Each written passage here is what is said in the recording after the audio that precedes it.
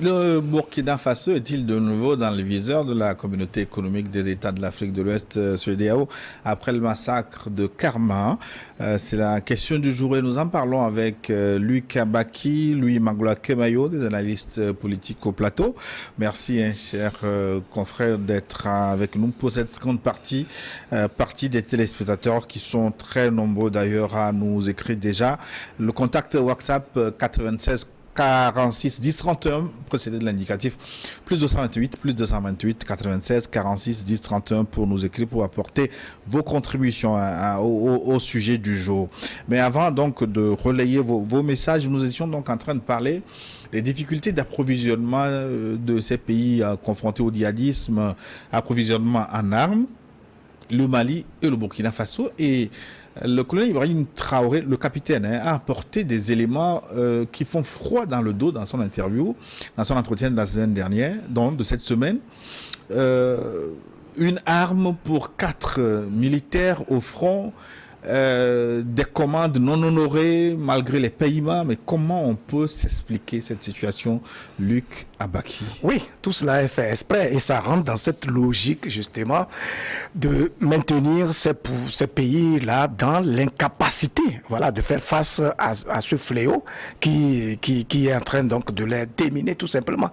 Donc c'est fait exprès, c'est pour faire la marge justement aux terroristes afin que finalement ces pays-là soient contraints à faire appel à ces pseudo-puissances occidentales qui viendraient comme des bons samaritains, les hommes providentiels qui apporteraient des solutions. Alors, comment on peut expliquer qu'un pays a ses moyens, des ressources, qu'elle met à disposition donc des marchands? Je veux acheter des armes parce que j'ai une situation difficile, j'ai un problème, et donc j'achète avec mes moyens, et puis vous prenez l'argent, mais vous ne livrez pas les équipements, le matériel que je commande. C'est fait exprès, et donc c'est du sadisme, c'est du cynisme, c'est une façon inhumaine justement de traiter un partenaire comme le Burkina Faso ou le Mali, et tous ces éléments-là doivent participer à éveiller les consciences de nos dirigeants. Mais pourquoi les autres régimes n'étaient pas arrivés à dénoncer ces faits? Mais ce n'est pas évident. Vous voyez qu'aujourd'hui, la peur a commencé à changer de camp lorsque un président comme Assimi Goïta a commencé à défaire certains nœuds qui avaient entretenu une forme de mythe autour d'une puissance comme la France. Et donc, à la suite de ça, vous avez vu que certains chefs d'État ont commencé à délier leur langue. La preuve en a été la réaction de Tshisekedi lorsque le président Macron était donc à Kinshasa. C'est pour dire qu'en fait, on avait besoin d'un héros, de quelqu'un qui peut commencer à poser le déclic d'un changement de mentalité. Vous voyez? Et donc, aujourd'hui, je pense que la route commence à être faite. La conscience collective commence à se créer autour de ce besoin de nous prendre en charge, de nous décomplexer vis-à-vis donc de ces puissances-là, et de comprendre qu'en fait, nous ne pouvons plus continuer de vivre avec les idées reçues, mais qu'on a nos facultés pour observer notre environnement, pour évaluer nos besoins et pour initier des solutions adaptées et appropriées à notre environnement. Donc, je pense qu'ils ont multiplié suffisamment d'éléments qui doivent nous conforter dans cette conviction qu'on ne peut pas compter sur une quelconque puissance occidentale pour nous construire, parce que si ça devait être le cas, ce n'est pas aujourd'hui. Depuis plus de 60 ans où nous sommes indépendants, on aurait au moins commencé à provoquer le déclic de notre évolution. Tant qu'on est en train de faire du surplace, et même on continue de faire une marche à reculons, au point d'être tellement distrait qu'on n'a même plus conscience des grands enjeux du moment.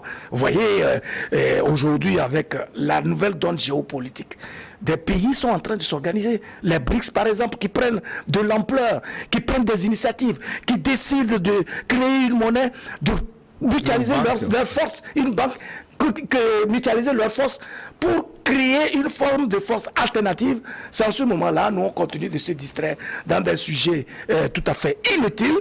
On parle de l'éco qui a pris de l'eau totalement. Et depuis là, il n'y a même plus un seul sommet de la CEDEAO qui commencerait à réfléchir à la nouvelle donne géopolitique. C'est pour dire tout simplement que nos dirigeants n'ont pas encore compris qu'il faut qu'ils s'assument. Et que l'histoire retiendra qu'à un moment donné, ils n'ont pas été capables de saisir la balle au bon et de commencer quelque chose qui puisse créer l'espoir véritable dans la mentalité, en tout cas dans l'imagerie collective des pays de l'Afrique de l'Ouest. Ibrahim Traoré qui est allé jusqu'à déconstruire aussi l'avatar Wagner. Non, mais... qu'on implique aussi dans ce mensonge droit de l'homiste très souvent. Non, mais je crois que nous sommes à un moment où nous subissons presque, encore une fois, le cours de l'histoire. Les indépendances sont arrivées à un moment où c'était inéluctable. On ne pouvait pas faire autrement. Il fallait accorder les indépendances. Les luttes en interne au niveau africain ont été très sanglantes, à l'international aussi. Et nous arrivons là dans une nouvelle forme de décolonisation également, parce que l'économie internationale, le commerce international a été pendant très longtemps dominé par le dollar. Et aujourd'hui, il y a cette volonté des pays des BRICS de sortir de cette domination américaine et du dollar pour créer autre chose. On avait parlé de la fin de l'histoire avec la fin de l'Union soviétique, mais la véritable fin de l'histoire est en train de se bâtir maintenant. C'est ce nouveau rapport de force qui est en train d'avoir lieu entre les différentes entités régionales, notamment l'Occident rassemblé autour des Américains et du dollar, et puis le reste du monde, qui représente quand même 2/3 de la population du monde et 2/3 des territoires également du monde. Si l'Afrique se met en marche de cette marche-là, tant pis pour elle. Et si certains estiment que les Africains sont incapables d'imaginer autrement que par le soutien des Russes, des Turcs, ou des Chinois, ou peu importe la nationalité, si certains pensent que les Africains ne sont pas capables de le faire, ils se trompent. Et c'est pourquoi je crois que le mouvement que nous remarquons aujourd'hui est le fruit d'une maturité, d'un certain nombre de frustrations accumulées, et aussi du courage de certaines personnes qui se disent l'ordre tel qu'il était établi jusqu'à présent et que nous respections ne porte pas de fruits. Pourquoi continuer dans une dynamique qui nous est en permanence défavorable? Changeons peut-être de paradigme et voyons ce que cela produira. Et le déclic est en train de se produire. Vous parlez des armes qui n'ont pas été livrées au Burkina Faso ou bien au Mali, mais ce fut la même chose avec la République centrafricaine, qui n'est toujours pas capable de commander des armes et de se faire livrer. C'est ce qui a permis à Wagner d'entrer en République centrafricaine. C'est qu'on a permis aux Russes de livrer les armes que les autres pays n'avaient pas livrées et qui avaient été non seulement commandées... Des armes obsolètes et puis un petit nombre, mais quand on en a parlé à Poutine, mais il a ricané. Donc, le fait est qu'aujourd'hui, pour les pays africains, il est question d'être endogène dans son développement, de produire du développement endogène. Et quand on parle d'endogène, ce n'est pas qu'au niveau de l'application des projets de développement, c'est même dans la conception de ce développement-là. Parce que quitter une colonisation pour aller en embrasser une autre, c'est pas une libération. C'est juste un changement de maître. Et là, aujourd'hui, les pays africains n'ont pas besoin d'un nouveau maître. Ils ont besoin de s'assumer sur la scène internationale et d'être respectés en tant qu'entité respectable sur la scène internationale. Donc, les leaders qui incarnent cela sont peut-être beaucoup plus courageux, mais il y en a beaucoup qui attendaient simplement de comprendre que ce genre de situation, ce type de rapport de force est possible. Je suis convaincu que les autres dirigeants qui ont policier leur discours, qui ont policier leur attitude jusqu'à présent, se sentiront beaucoup plus libérés pour lier de nouvelles alliances et surtout pour adopter une attitude différente dans leur rapport avec leurs partenaires occidentaux, notamment avec les États-Unis et les autres pays de l'OTAN. Une dernière question à vous deux, avant de retrouver les téléspectateurs. Le Mali, le Burkina Faso offre finalement une nouvelle compréhension du phénomène du terrorisme. Est-ce que cette thèse est crédible, la thèse présentée par ces deux pays? Mais elle est plus que crédible parce qu'elle relève... La thèse du soutien des Occidentaux. Mais elle relève des réalités du terrain. Prenez le parcours des deux leaders dont vous parlez. Vous prenez quelqu'un comme Assimi Goïta, c'est un officier de terrain qui a fait au moins 18 ans au front sur le terrain. Et donc qui a vécu des réalités qui ont fini par lui forger un état d'esprit où, lorsqu'il a accédé au pouvoir, il s'est lancé ce défi de défaire cette dynamique rigide qui confine donc son pays entier dans cette dépendance, dans cette impuissance absolue. Il en est de même de quelqu'un comme Ibrahim Traoré, qui est un officier purement local. Sa formation, il a fait juste l'université Joseph Guizerbo, et puis il est rentré dans l'armée, il a commencé à se former, il ne s'est pas formalisé avec des diplômes ronflants, allant à Saint-Cyr ou ailleurs. Mais vous voyez, c'est un simple capitaine, à vrai dire, puisqu'il y a des colonels, il y a des généraux, etc. Mais c'est à lui, finalement, qu'on a confié le destin du pays. Pourquoi? Parce que tous ses collègues ont perçu en lui l'attitude d'un vrai leader, de quelqu'un qui porte sur ses épaules le désir ravageur de transformer, de défaire les paradigmes de ce statu quo-là, de cet immobilisme qui donc fait que le Burkina Faso est devenu un pays quasiment impuissant. Donc, si ces gens-là finissent par tenir un discours lié à la nature du tourisme et du terrorisme, on ne peut qu'en être convaincu parce que le langage qu'ils tiennent est un langage du terrain. C'est un langage existentiel qui est tributaire des réalités qu'ils ont eu à vivre précisément. Vous avez vu comment Ibrahim Traoré s'est tenu pour expliquer dans son interview les faits avec un naturel incroyable. Tout simplement parce qu'en fait, il ne fabrique pas des mots. Il ne les cherche pas loin. Il rend compte des faits réels, existentiels, qui, d'un seul coup, ne font que accrocher l'esprit des citoyens et de tous ceux qui l'écoutent. Voilà le naturel que nous recherchons chez nos dirigeants, parce que lorsque vous êtes là à vous embrigader avec des conceptions théoriques, vous n'avez plus le naturel requis pour pouvoir impacter par votre parole les interlocuteurs qui sont les vôtres. Vous savez, l'autorité, je crois que je l'ai dit une fois ici, c'est cette personne qui a cette capacité à tenir un discours naturel, mais qui en même temps impacte les autres ou les interlocuteurs afin de les déterminer à l'action. Et il me semble que ces leaders dont nous parlons sont revêtus des attributs de vrais leaders et on n'a même pas besoin de réfléchir plus loin lorsqu'ils parlent. Ils ne peuvent que dire. On a l'impression qu'ils sont compris par leur peuple. Les Burkinabés sont très nombreux dans les rues ce week-end.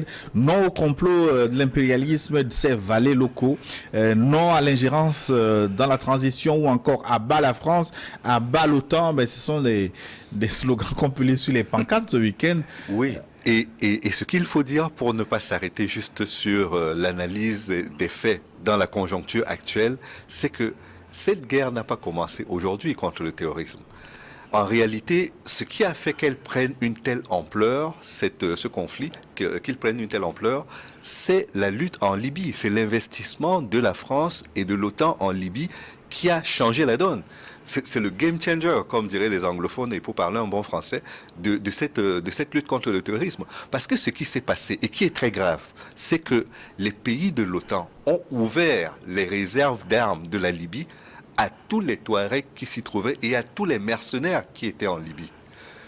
Ils leur en ont fourni en plus, puisqu'ils ont largué des armes supplémentaires qui leur permettent d'avoir un arsenal pour attaquer n'importe lequel des pays du Sahel. Et une fois que la guerre contre Kadhafi s'est terminée, que la Libye est devenue un non-État et que les armes ont continué de circuler, personne n'a désarmé. Le service après-vente qui aurait constitué à dire « nous connaissons ceux à qui nous avons donné des armes et donc nous allons les récupérer », ce service n'a pas été rendu. Mais pourquoi on peut donner des armes, larguer des armes aux rebelles libyens et refuser de vendre c'est une très bonne question à laquelle je n'ai pas de réponse. Ce que j'ajouterais simplement, c'est que quand les populations du Sahel estiment que la France et les pays de l'OTAN sont complices des terroristes qui les attaquent aujourd'hui, c'est en raison de cela également. Parce que ne disons pas que c'est uniquement à ce moment que la guerre a commencé. La guerre existait déjà, mais le rapport de force sur le terrain était tel que les armées pouvaient encore s'opposer aux djihadistes, s'opposer aux terroristes. Mais le fait est qu'aujourd'hui, le rapport de force, que ce soit en termes d'argent, vu les otages qu'ils ont enlevés et pour lesquels ils ont reçu beaucoup d'argent pour les libérer, vu les armes dont ils disposent, vu tous les trafics auxquels ils s'adonnent dans cette zone, ces rebelles-là, ces terroristes-là sont devenus plus puissants que tous les pays du Sahel réunis. Et donc, comment on les combat si ceux qui leur ont donné des armes hier ne sont pas aujourd'hui capables de récupérer ces armes et de désactiver ceux qu'ils ont rendus puissants et invulnérables dans leur zone d'intervention? Moi, je crois que c'est en ces termes-là que la question se pose et fait que nous ne demandons pas l'aide de la France.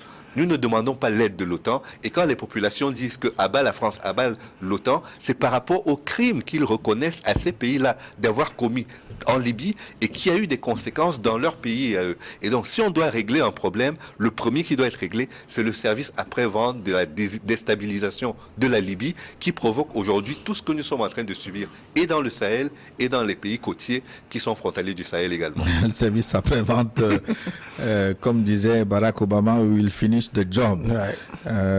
But the job is still there. Mais peut-être, il faut ajouter, en ce qui concerne ce soutien-là, quand Ibrahim Traoré dit qu'on voit des rebelles descendre avec des billets, des millions d'euros, des milliers d'euros neufs. Mais les euros viennent d'où? Est-ce qu'il y a au Burkina Faso un pays, enfin, une banque qui fabrique des euros neufs? Ça veut dire que justement il y a un couloir.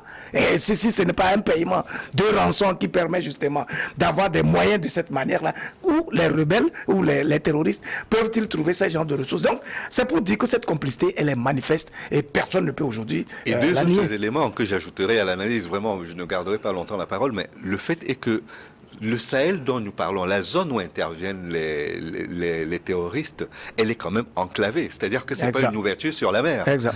Or, ils ont du carburant en permanence pour pouvoir agir. Ils ont des armes qu'ils peuvent utiliser. Ils ont des munitions qu'ils peuvent utiliser. Par où transitent ces armes, ces munitions et cet argent pour qu'ils puissent régulièrement continuer d'être alimentés? C'est une question à laquelle je n'ai pas de réponse. Mais les complicités sont là. Oui, je la mets dans le débat parce que également. Lorsque les Burkinabés ont dénoncé le fait que leurs armes sont retenues, soit au port de destination, soit par les livreurs, vous avez vu que la Côte d'Ivoire, par exemple, livrait les armes qui avaient... Et on a même dit que la Côte d'Ivoire soutient, ou du moins a donné des armes au Burkina Faso. Alors qu'en fait, c'était des armes qui étaient justement consignées, parquées, stockées au port de la Côte d'Abidjan. Voilà. Les téléspectateurs, ils vous saluent tous. Ils sont très nombreux. On va commencer donc par... les faire entendre. Bonjour Gilles, merci pour le débat du jour avec vos invités qui sont des sommités de connaissances. Vous avez des sommités de connaissances. Vraiment, ce sont d'autres dirigeants africains qui lancent la première pierre à leurs homologues africains, ce qui livre ces derniers à la vindicte européenne. C'est Joseph qui nous a écrit depuis Agoué Zongo à Lomé. Nous quittons Joseph d'Agoué Zongo pour qui pour Simlewa Isso, il nous a écrit de Karawangelo. Bonjour Niwad, le président Mbalo et monsieur simplement est un monsieur ridicule. En réalité, il ne maîtrise rien de la gestion de l'institution sous-régionale. N'importe qui peut obtenir des treillis militaires pour commettre des massacres afin d'incriminer les forces de défense et de sécurité du Burkina. Ce qui est clair, c'est que les autorités burkinabées ne sont pas responsables de ces massacres. Même l'homme le plus idiot saura que Mbalo est téléguidé. D'ailleurs, si on réfléchit bien, Mbalo, président d'un pays de tous les trafics, peut être mêlé à la fourniture de cette treillis aux djihadistes burkinabés. Nous, Africains, on est plus deep. Simlewa et so Awangelo Kara. Luc, je pense qu'il a tout dit.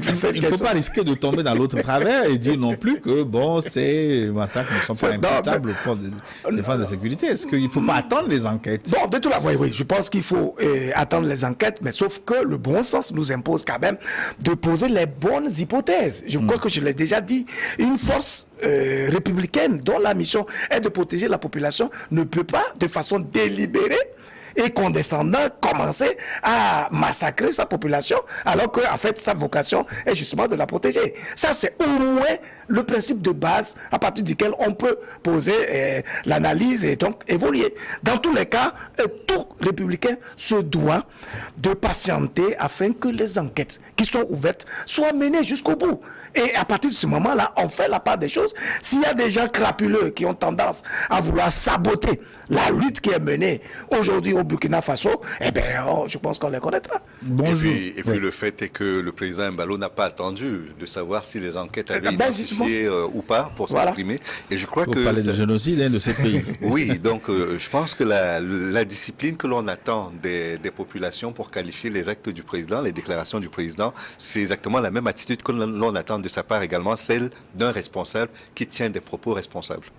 Bonjour Kemayou, bonjour Luc Kabaki, bonjour au Nouveau Monde. Burkina Faso dans le viseur de la CEDEAO, si cela s'avère, alors la CEDEAO n'a pas sa raison d'être. Pourquoi sommes-nous membres d'une communauté? C'est Donné qui nous écrit de Badou, Donné qui se plaint de délestage intempestif à Badou, qui créerait des dégâts même jusqu'à l'hôpital de Badou. Votre message est relayé. Les services concernés vont plancher sur la question à Badou. Merci beaucoup de nous avoir écrit de votre localité.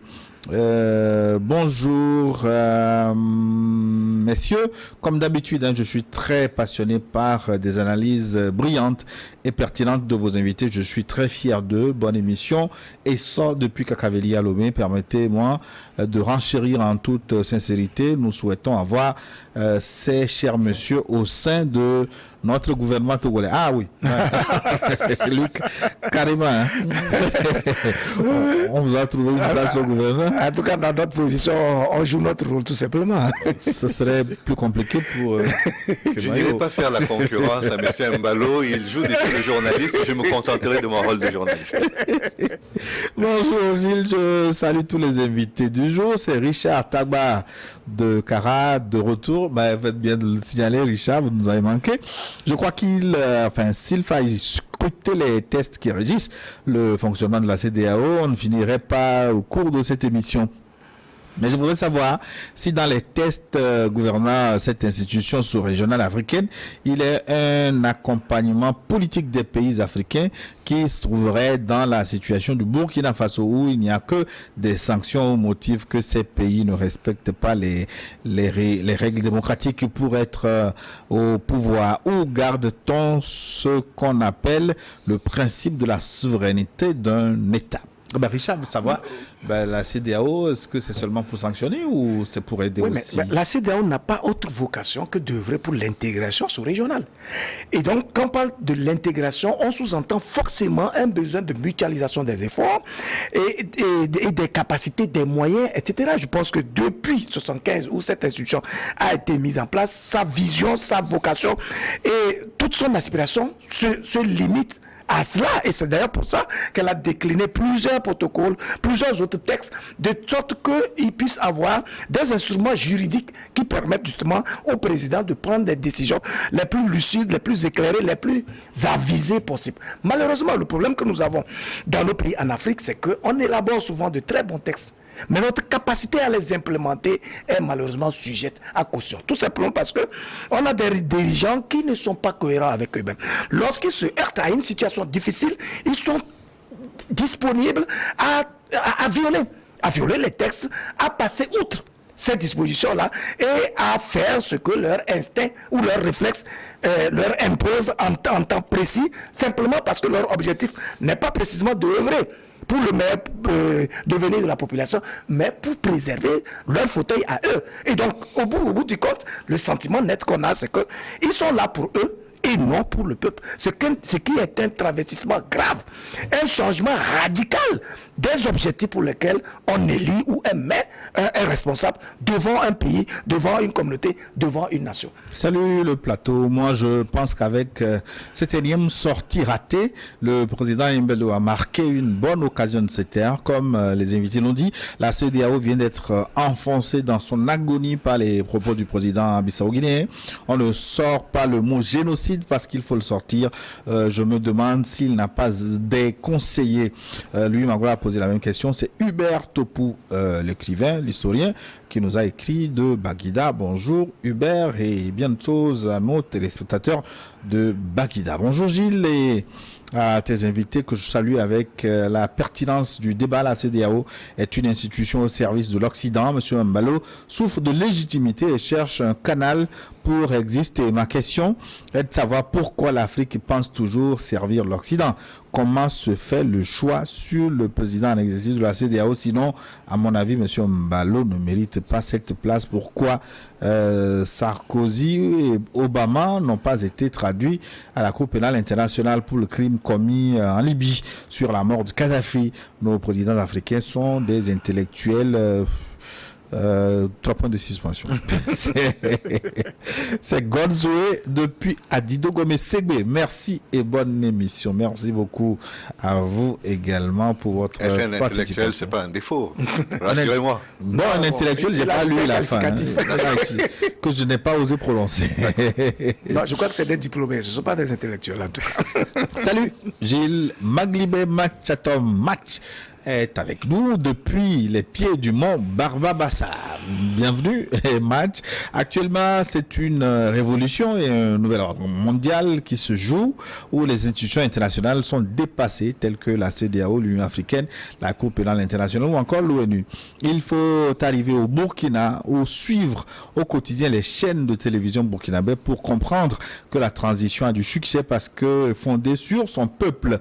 Reconnaissons que le sankarisme avait déjà tracé les fondamentaux d'un chauvinisme que nous recherchons dans tous les pays africains. Même en matière des droits de l'homme, l'opposition au Burkina Faso et la liberté d'expression sont en avance sur les autres pays de la CEDEAO qui ne sont pas en guerre. La peur à changer de camp, déposer les armes ou périr ne sont pas que des slogans, c'est la réalité actuelle qui montre que les militaires ont réussi. Tant pis pour les détracteurs du Mali et du Burkina Faso.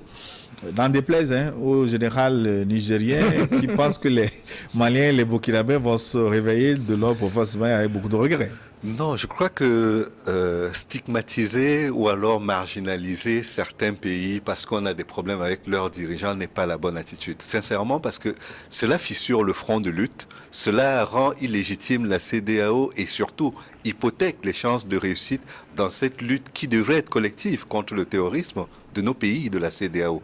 Donc pour moi, quand on a des attaques de ce type-là, elles participent plus d'une certaine facilitation du travail des terroristes qu'autre chose. Et donc pour moi, ce qu'il faut, c'est émettre les critiques, pourquoi pas, mais dans les lieux appropriés pour cela. Quand vous vous retrouvez dans les réunions de la CEDEAO, c'est généralement à huis clos, vous pouvez vous dire vos vérités, mais sur le terrain... On a comme l'impression qu'ils émettent ces critiques pour faire plaisir à quelqu'un.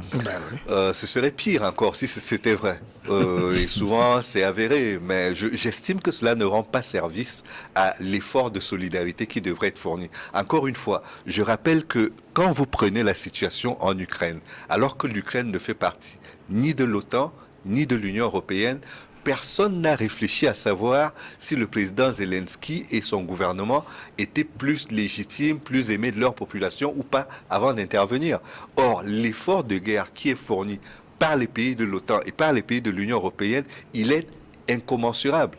Et donc, au niveau de la CEDEAO, ce que j'aimerais que l'on retrouve, c'est cette volonté de rendre service aux populations, de rendre service aux idéaux de l'organisation. La CEDEAO n'a pas été faite pour être un terrain où les titans des différentes présidences s'affrontent, pour se lancer, pour faire un concours du bon mot ou des noms d'oiseaux les plus attaquants et les plus infamants. C'est pas à ce jeu de boules puantes que l'on attend nos dirigeants. On s'attend à ce qu'ils soient solidaires dans la gestion des conflits auxquels font face les populations et surtout aux enjeux de développement qui devraient être les réponses. Je prends juste un exemple. La liberté de circulation qu'il devrait y avoir pour les biens et les personnes de la CEDEAO, elle est effective sur le papier. Mais sur le terrain, par moment, c'est un peu la croix et la bannière quand même pour traverser les frontières. Et je crois que toutes ces problématiques-là doivent être adressées pour que les populations comprennent quelles sont la fondation, le soubassement sur lequel le pouvoir de ces dirigeants est établi et grâce auquel ils peuvent être valorisés à la fois sur la scène internationale et pourquoi pas au niveau régional. Et c'est dommage qu'il n'en soit pas ainsi. Bonjour aux invités du plateau de Hollywood. Bonjour Monsieur Boko. Ce que nous devons savoir, c'est que Mbalo a échappé à un coup d'État. Il n'est pas serein dans son pays. Il est allé chercher des parrains dont la France. En contrepartie, il est devenu le porte-parole de la manigance occidentale contre tous les pays africains qui sont en train de se libérer du néocolonialisme. C'est Ibrahim qui nous a écrit depuis à Zaou. Merci Ibrahim. Bonjour le plateau. Merci pour le thème du jour. Mais salutations à Luc Abaki et à Louis Kemayo. Depuis Sékou Touré Kwame Nkrumah, en passant par Thomas Sankara, nos élites africaines ne savent pas qu'il y a changement. Malgré leurs études avancées, ils devraient, excusez-moi le terme que je ne vais pas lire, d'autres avancent, eux nous tirent à reculons. Pour le cas Embalo, c'est une honte. Ce monsieur, à chaque fois qu'il prend le micro, doit casser les œufs. C'est dommage pour un président qui se croit intouchable, et c'est aux autres que ça arrive. Ce n'est pas qu'aux autres que ça arrive. Merci monsieur Mawena. Bon week-end.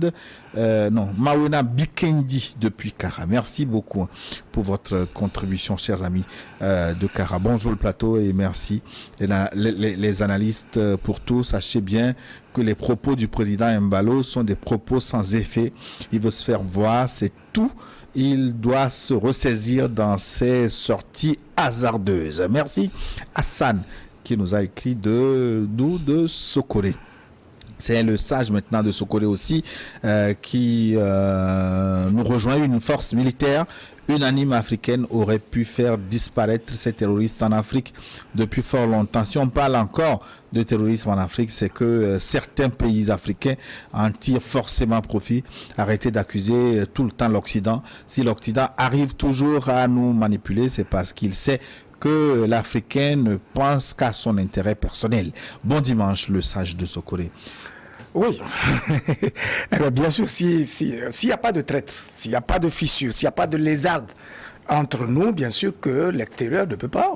Chez nous, il y a un adage de chez nous qui dit que si le sorcier n'est pas dans la maison, il est difficile que un sorcier vienne de l'extérieur pour... Il y a une autre phrase plus célèbre: si nous sommes divisés, l'ennemi s'infiltre. S'infiltre, voilà, c'était notre hymne. Divisé.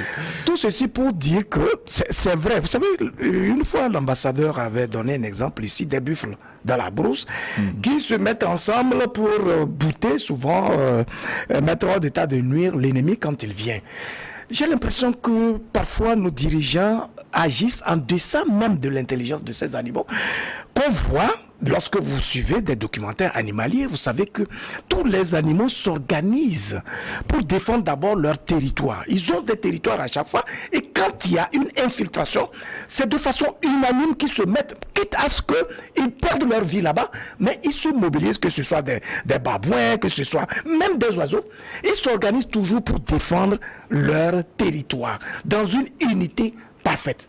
Mais dans le contexte justement de nos pays comme le Mali, le Burkina Faso, mais c'est la CEDEAO qui œuvre pour dynamiter la dynamique unitaire qui est donc enclenchée, qui est engagée, et donc qui devrait normalement permettre d'évacuer tout simplement ce fléau du terrorisme. Je pense que avec tout ce que nous sommes en train de dire, nos dirigeants n'ont pas d'autre choix que de se ressaisir et de comprendre que oui, c'est vrai que nous tous, le jugement que nous portons sur la vie, le regard que nous portons sur la vie dépend fondamentalement de ce que nous avons appris de cette vie-là, du parcours que nous avons eu à connaître. Malheureusement, ils sont tous formés dans des universités un peu à l'occidental, et donc ils ont renoncé aux fondamentaux qui définissent le vivre ensemble en Afrique. Or, ce sont des valeurs sur lesquelles ils doivent vraiment s'appuyer pour organiser nos sociétés, pour les réguler et pour pouvoir envisager la perspective de notre évolution. Il va falloir s'imprégner de nos réalités existentielles pour commencer à poser des actes dans lesquels l'ensemble des populations se retrouvent et qui conscientisent la population autour des idéaux, autour des enjeux qui sont les nôtres, et qui permettent justement de provoquer le déclic de notre évolution. Les États-Unis, nous saluons Monsieur Tchaye. Monsieur Tchaye, nous vous attendons votre prochain retour. Nous serons ensemble au plateau. Bonjour Niwot Faram, bonjour Monsieur Gilles, Luc et Louis Magloire. Pour moi, la CEDEAO n'a pas de leçon à donner au Burkinabé.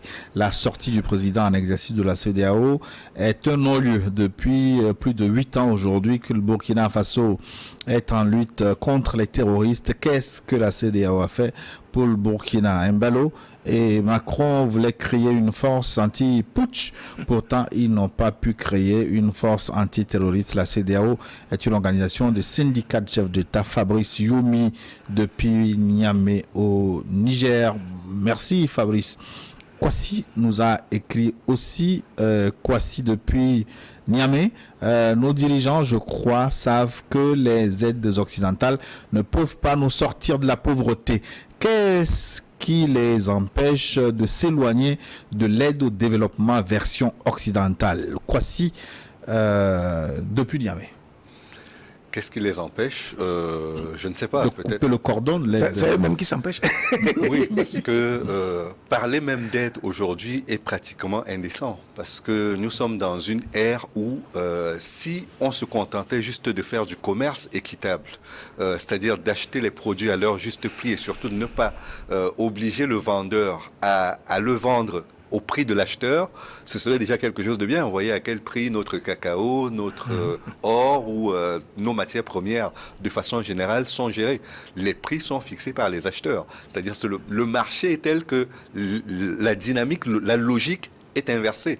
Au lieu que ce soit le producteur qui fixe le prix, c'est l'acheteur qui fixe le prix. Et dans le cas du cacao, c'est d'autant plus ubuesque que le cacao est acheté à très vil prix. Et quand il est transformé et qu'il se retrouve sous forme de chocolat qui est revendu sur nos marchés, nous sommes incapables d'acheter ce chocolat-là parce qu'il est devenu beaucoup trop cher. Et toute la valeur ajoutée liée à ces produits-là va vers ceux qui l'ont transformé. Donc l'idée aujourd'hui, c'est de faire que plutôt que de parler d'aide publique au développement, on parle véritablement de commerce équitable et de commerce gagnant-gagnant pour être encore plus terre à terre. Parce que si on le fait, je suis certain que la dynamique sera différente. Non seulement on créera suffisamment d'emplois et suffisamment de recettes liées à la transformation de nos produits, mais on développera également des champions qui seront comme les Hyundai, enfin je veux parler des grandes marques asiatiques qui aujourd'hui ont conquis le marché parce que les pays asiatiques sont capables de transformer et de créer de la valeur ajoutée sur la plupart des chaînes de valeur qui concernent leurs produits. Or, sur le continent africain, encore une fois, nous souffrons de ce complexe de vendre nos produits à des prix que nous ne fixons pas et surtout dans des conditions qui ne permettent pas de créer de la richesse sur le plan national. Tant qu'on n'a pas renoncé à cela, nous resterons dans une dynamique d'assister, d'aide publique qui est dans le sens contraire de la marche de l'histoire de nos pays en tout cas. Bonjour le plateau. Je suis toujours ravi de suivre New World TV, une chaîne qui est non seulement éducative mais aussi celle qui éveille la conscience des Africains en ce qui concerne la désorganisation de l'Afrique par les Occidentaux. Chapeau à ces deux co-débatteurs pour l'analyse claire de ce thème très important pour la libération de l'Afrique en général. Je salue mon grand frère de valeur, Luc Abaki, que j'ai déjà rencontré à la direction CAP. Et je salue aussi ses analyses en ce qui concerne le panafricanisme, le développement. Le SMS est signé Eben Laki et Sohanam depuis Tokoin Séminaire. Je voudrais savoir si c'est Assimi Goïta et Ibrahim Traoré qui ne sont pas les normes de gouvernance ou ce sont les autres présidents qui se trompent de manière de gouverner. Eben Laki et Sohanam de Tokoin Séminaire. Merci pour votre participation. Bonjour au plateau qui nous a écrit cette fois-ci.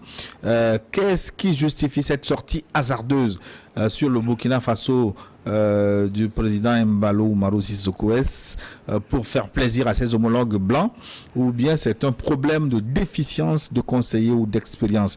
Merci, c'est Joël depuis Washington DC. Merci beaucoup Joël. L'intervention est venue par Twitter aussi. Est-ce qu'il ne faut pas relativiser parce que ces comptes Twitter sont gérés par des nègres de plume aussi?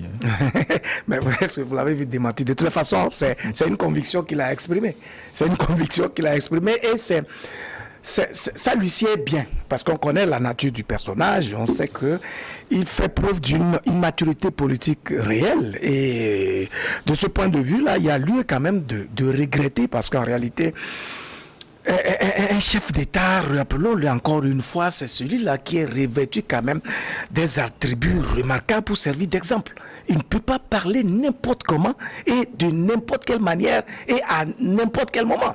Et donc, dans ce cas, franchement, c'est déplorable et il faudrait que nos dirigeants commencent à assainir leur langage. Parce qu'en réalité, la parole d'un dirigeant doit pouvoir être prise comme une parole d'évangile au sein de la masse sociale. Voilà pourquoi il ne peut pas se prononcer sans avoir mis tous les gants nécessaires, sans avoir eu l'assurance de la pertinence du propos qu'il tient. Parce que c'est à travers quand même le langage que nous entretenons nos relations interpersonnelles. Et donc, on ne peut pas blaguer avec la liberté de réflexion, de pensée et d'action. Et donc, parfois, nous voyons, on essaye de parler aujourd'hui de la liberté d'expression comme si c'était une conquête. Or, la liberté de pensée, d'expression et d'action est inhérente à la nature humaine. Elle ne devait pas être conquête, c'est une vertu naturelle qui confère à notre humanité, à notre identité d'être humain, une certaine préséance sur les autres créatures. Comment donc on peut brimer la liberté d'expression, de pensée et d'action? Donc, je crois que nos dirigeants doivent revoir toute leur politique de gouvernance, de manière qu'ils comprennent qu'il faut mettre l'être humain au cœur de toute leur politique, et donc qu'ils les respectent comme tels, de sorte que chacun puisse s'assumer en tant que créature entière qui apporte son concours, son regard, ses actions, ses idées à la gouvernance d'État. Et c'est ça qui permet justement de créer l'écosystème qui soit propice à une vie et à un besoin de croissance, de développement, etc. etc. Merci Luc. Le prochain message n'est pas signé. Salut. Je voudrais demander, depuis la crise, qu'est-ce que la CEDEAO a pu apporter au Burkina Faso? C'est un message qui nous vient d'ailleurs de Ouagadougou. Bonjour Gilles, sans oublier les invités, la CEDEAO n'a pas de leçon à donner à la sous-région ouest-africaine. Ma question est la suivante: où était la CEDEAO avant que les terroristes tuent les pauvres populations de la sous-région? S'il s'agit de parler pour parler, on n'entend plus ces genres de discours. Il est temps que la CEDEAO cesse ses comédies à l'oignon Yao depuis Adi Dogomé. Le Bénin maintenant, du Bénin. Bonjour le plateau et merci pour la pertinence de vos analyses. Certains dirigeants sont plus que des comédiens. Oublions cet Ambalo qui fait la honte de la CEDEAO. Souleymane depuis le Bénin. Votre message est passé, Souleymane. Le Burkina, salut le plateau. On attend le reste du message, cher ami. 227. Maintenant, bonjour à tous les panélistes. Je vous suis depuis le Niger. Question: et si le Mali et le Burkina Faso quittaient la CEDEAO comme l'a fait la Mauritanie à un moment donné? C'est Maïga de Niamey au Niger. Deuxième question: est-ce que vous pouvez expliquer à quel jeu trouble jouent les gouvernements du Niger et de la CEDEAO? On va peut-être clore l'émission avec ces deux questions. Non, mais je pense qu'il ne faut pas... il ne faut pas fragiliser la CEDEAO plus qu'elle ne l'est déjà sur la scène, à l'intérieur de ses frontières. L'idée ici, c'est d'arriver à améliorer son fonctionnement. On ne peut pas, dans un contexte international où nos pays pris individuellement sont fragiles par rapport aux multinationales, par rapport aux partenaires au développement, on ne peut pas continuer de se disloquer comme on le fait. Il faut bien qu'il y ait des cadres dans lesquels les pays se retrouvent pour unir leurs forces et avancer sur la scène internationale. Donc pour moi, malgré toutes les critiques qu'on peut émettre contre la CEDEAO doit continuer d'exister, mais améliorer ses processus de fonctionnement et se mettre au service des populations. Sinon, effectivement, elle sera critiquée et c'est normal. C'est la vie démocratique qui est ainsi faite. Deuxième question: à quel jeu joue le Niger? Justement, il ne faut pas jouer aux traites parce que quand on voit des voix aussi discordantes et incohérentes qui viennent des pays membres de cette même CEDEAO, alors que sa vocation c'est d'œuvrer pour l'unité, pour une dynamique qui permettrait justement d'avoir une puissance intérieure et endogène et lutter contre les défis du moment, c'est quand même regrettable. Vous voyez qu'aujourd'hui, dans ces pays du Sahel, c'est donc le Niger qui sert de plateforme pour les puissances occidentales. Les États-Unis sont allés désormais implanter quasiment leurs drones là-bas. Ils sont allés leur promettre des millions de dollars s'ils ne basculent pas, parce qu'ils ont peur que le Niger aussi finisse par basculer dans l'autre camp. Et donc, le Niger fait l'objet d'une convoitise extraordinaire et malheureusement, le président Bazoum semble prêter le flanc et rester dans le giron donc, des puissances occidentales qui, malheureusement, ont toujours tiré nos pays vers le bas. Je crois que, de toutes les façons, l'opinion nigérienne est assez développée. Et comme je l'ai dit, si nos dirigeants ne font pas preuve de lucidité, ils risquent d'être surpris par les événements parce que le phénomène qui est enclenché, la dynamique nouvelle qui est enclenchée désormais avec toutes ces émissions et toutes les opinions qui commencent à émerger, on risque d'avoir une masse critique qui va finalement dépasser leur niveau de compréhension des enjeux actuels dans notre sous-région. Kassim de Dapaon, mais respect aux journalistes au plateau pour leur lucidité dans leur intervention. Le train de Ibrahim Traoré ne fera jamais marche arrière, que les autres dirigeants s'en éloignent si le voyage ne leur plaît pas. Merci Kassim depuis Dapaon. On peut prendre quelques messages, un ou deux encore. En défini, c'est Laki Essoanam, oui. On a relayé son message. On passe à qui nous remercier donc. Bonjour, ravi de vous suivre depuis Cotonou. Moi, c'est Isaac Maoutin. Henwazunde. Ah là, ça va être difficile à prononcer. Isaac Maoutin Henwazunde. Alors, bon, j'ai réussi. C'est éprouvant, hein? Oui. En tout cas, je suis arrivé finalement. Bonjour plateau. J'adore tellement cette émission car elle éveille un vrai sérieux, sincère esprit patriotique. Je salue de passage Magloire que j'espère rencontrer avant de quitter cette terre. Ouh là là, car c'est mon idole et mentor. Lui, vous avez des émules là-bas. Ces analyses sont tellement percutantes, pertinentes.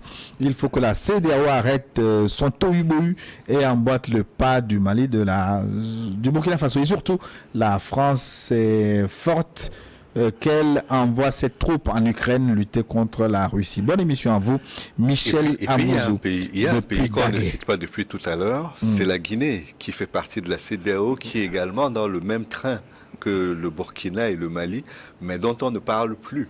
Je trouve que souvent, la meilleure façon de tuer un pays, c'est aussi de ne plus en parler.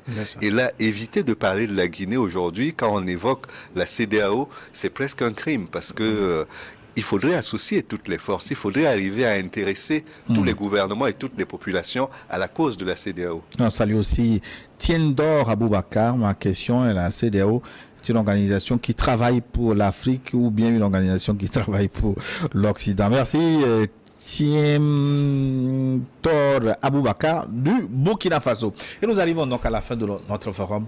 Merci beaucoup d'être passé une fois encore, Luc. Oui, mais ça a été un plaisir. J'espère que nous contribuons à l'éveil d'une conscience parce que nous aspirons à avoir un horizon plus assaini, vivre dans un cadre, dans un écosystème qui permette à toutes les intelligences de servir la cause commune. Voilà. Et j'ai aimé votre bleu. Merci beaucoup. Luc, je n'ai pas détesté votre blanc non plus. C'est lui, c'est lui. Oui, il faut être par moments dans la variété. Et puis je crois qu'il y a quelque chose de très important, c'est qu'on nous a appris que le monde est devenu un village global. Espérons que le quartier dans lequel nous sommes, en l'occurrence l'Afrique, aura toute sa place dans ce village global et qu'il pourra prendre également toutes ses responsabilités pour que nous ne nous sentions pas en marge du village. Cléso Pignan a assuré la réalisation de cette émission que j'ai eu du plaisir à vous présenter. Merci à tous nos fidèles téléspectateurs. Tout de suite, une nouvelle édition de Journal sur votre chaîne. À très bientôt.